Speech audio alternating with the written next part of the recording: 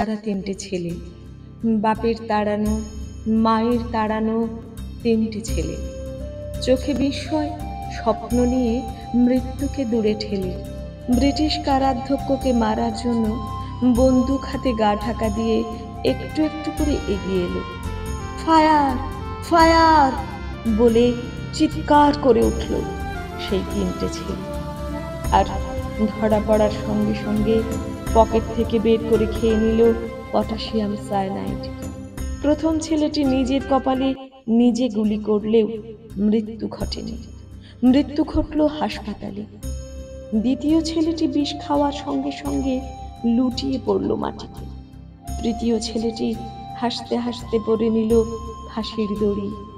কি আশ্চর্য, সারা পৃথিবী কাঁপিয়ে দিল তিনটে ছেলে, তিনটে ছেলে, মাত্র তিনটে।